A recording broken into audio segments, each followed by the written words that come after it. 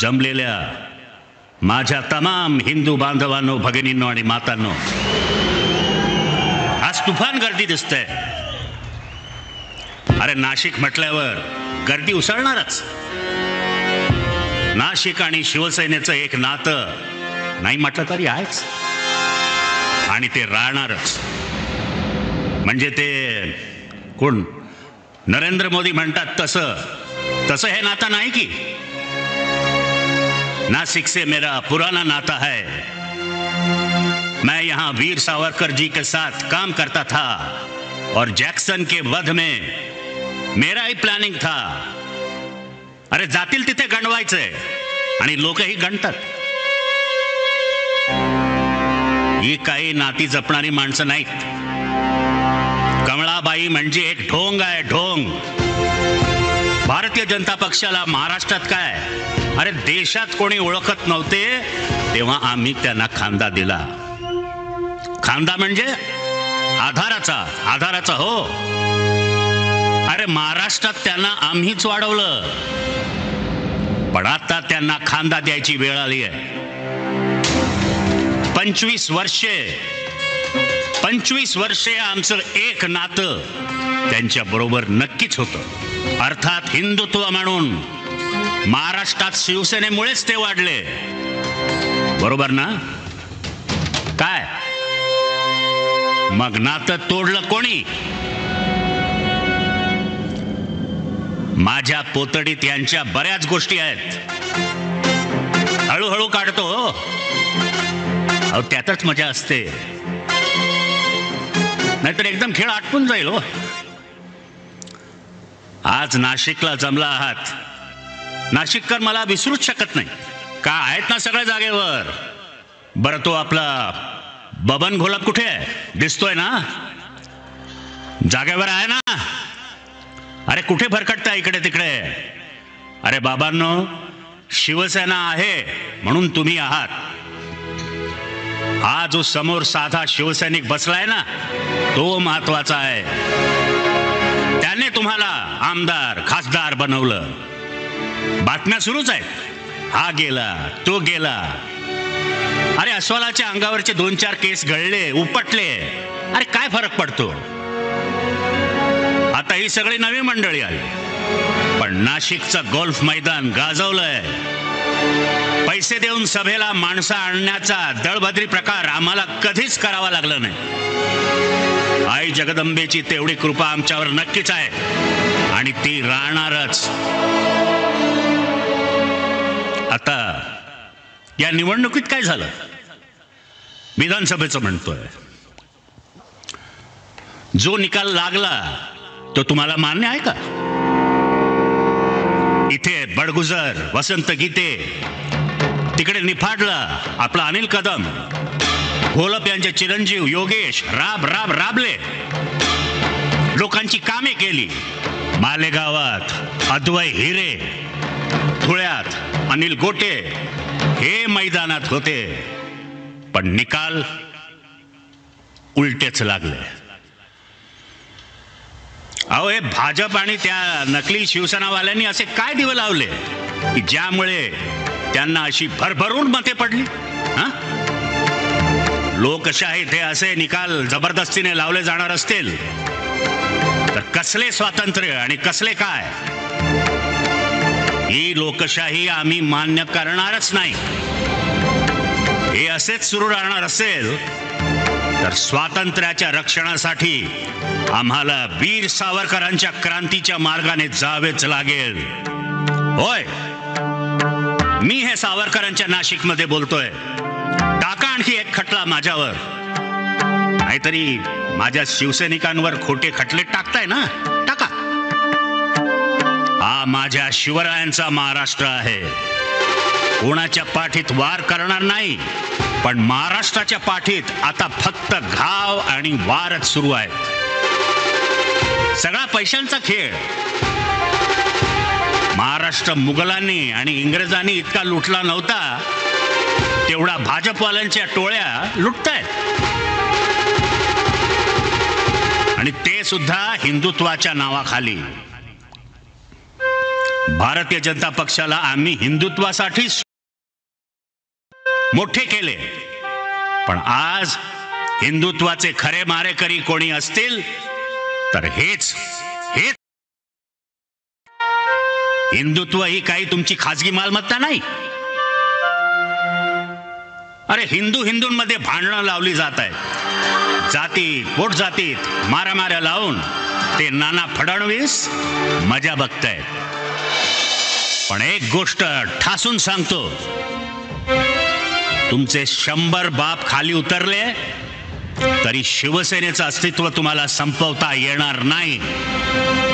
शिवसेनेने गेल्या 50 वर्षात किती सोसले हो. सतत आव्हानं दिली गेली आणि आम्ही ती स्वीकारलीही. 5 पिढ्या शिवसेनेच्या विचाराने भारल्या गेल्या आहेत. त्यांच्या रक्तामध्ये स्वार्थाचा नाही तर राष्ट्रीयत्वाची जबरदस्त ऊर्जा शिवसेनेने निर्माण केली. जे नामर्द डरपोक गेले ते गेले, त्यांची लाकडं भाजपवालेच सोलापुरात रचल्याशिवाय राहणार नाहीत. चिंता करू नका. शिवसेना, माझी शिवसेना हे एक कुटुंब आहे आणि राहील. आज माझ्या महाराष्ट्राची काय परिस्थिती आहे. नाशिकमध्येच त्या अवकाळीने माझा शेतकरी गार झाला आहे. त्याला कोणी वाली? अहो कर्जाचा डोंगर घेऊन माझा शेतकरी जगतोय. अरे जगतोय कसला, रोज आत्महत्या करतोय. आणि तुमचे ते कृषी मंत्री इकडलेच ना, कोकाटात फिरतायत. शेतकऱ्यांची कर्ज माफ करणार होता ना, मग काय झालं? का शेपूट घातलेत? अहो शेतकऱ्यांची इतकी फसवणूक करून सुद्धा तुम्ही उघडपणे फिरताय आणि लाजा नाही वाटत तुम्हाला? लोकांना नोकऱ्या नाहीत, शिक्षणाचा बट्ट्या बोळ चाललाय, आरोग्य सेवेचे धिंडवडे निघालेत, तिकडे नुसती लूटच चालली आहे. गरिबांना 2 वेळचं जेवण नाही, उद्योगधंदे बंद पाडले जात आहेत. अहो तुमच्या नाशिकमध्ये किती नवे उद्योग आले? हा आकडा? ते फडणवीस अमेरिकेत जाऊन आले गुंतवणूक आणण्याच्या नावाखाली, पण नाशिकच्या हाती काय? भोपळा. हे सगळं तुम्ही किती काळ बघणार आणि थंडच बसणार असाल तर त्या छत्रपती शिवरायांचं हे नाव घेऊ नका आणि जय भवानी जय शिवाजी याचाही गजर करू नका. अहो महाराष्ट्राला लाचार आणि गुलाम करण्यासाठी त्या व्यापाऱ्यांनी शिवसेना तोडली.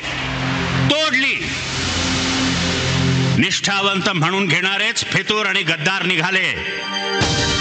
ते गद्दार एक जात दिल्ली पुढे स्वतःची सिलेंडर वर करून अरे मुजरेत झाडतायत. त्यासाठी शिवसैनिकांनी त्याग आणि बलिदान केले आणि त्यासाठीच 106 हुतात्म्यांनी घरावर संसारावर तुळशीपत्र ठेवले. मी महाराष्ट्राच्या राजकारणात गरम रक्ताची मर्द पिढी उभी केली होती. अरे काय झालं त्या उसळणाऱ्या गरम रक्ताचे? अहो ते गद्दार गेले ते गेले, त्यांच्या स्वाभिमानाच्या गोवऱ्या सोलापुरात गेल्या. त्यांना पैसा, अडका, मंत्रिपदाच्या वतनदाऱ्या आज मिळाल्यात हो, पण इतिहासात तुमची नोंद फितूर आणि महाराष्ट्राचे गद्दार म्हणूनच राहणार. गंगेत किती डुबक्या मारल्यात तरी हे पाप आणि हा गद्दारीचा डाग धुतला जाणार नाही. या गद्दारांनी जिवंतपणेही माझ्या पाठीवर वार केलेच, पण मृत्यूनंतरही घाव घालणे सुरूच आहे. ज्या इमान निष्ठेतून शिवसेनेचा अंगार निर्माण झाला त्यावर बेमानीच्या गुळण्या टाकणारे तुमच्या रक्ताचे हाडामासाचे लोक आहेत. छत्रपती शिवरायांच्या, छत्रपती संभाजीराजांच्या नशिबी जे स्वकीयांकडून बेमानीचे घाव आले तेच आमच्या नशिबी आले. पण याद राखा गद्दारांनो, याद राखा, तुमचे हे नीच मनसुबे पूर्ण होणार नाहीत. अरे खुर्च्यांतील ढेकून होऊन जगणारे त्या खुर्च्यांचाच संपतील. निष्ठेच्या वणव्यात फितुरीची राख रांगोळी होईल. माझा महाराष्ट्र फितुरीचा बदला घेईल. छत्रपती शिवराय शंभूराजांच्या मृत्यूनंतर मुघलांनी आनंदाचा थैथाट केला, पण मराठा जो पेटला तो महाराष्ट्रात औरंग्याला गाडून दिल्लीच्या तख्तापर्यंत धडकला. माझा शिवसैनिक खरा मर्द आहे, वाघ आहे वाघ. तुमची ती काय ऑपरेशन वगैरे सुरू आहेत ना फोडाफोडीची, ती वेळ येत आहे. त्याच ऑपरेशन टेबलवर पाडून तुमच्या बेईमानीची नसबंदी माझा मराठी माणूस, माझा शिवसैनिक नक्कीच करेल. घोटाळा गोलमाल करून विधानसभा जिंकली. अरे भ्रष्टाचार, पैशांचा खेळ, दुसरं काय. आता मुंबईची महानगरपालिका 106 हुतात्म्यांचा हा पंचप्राण ते विकत घ्यायला निघाले. हे मी आणि माझा शिवसैनिक त्रिवार होऊ देणार नाही.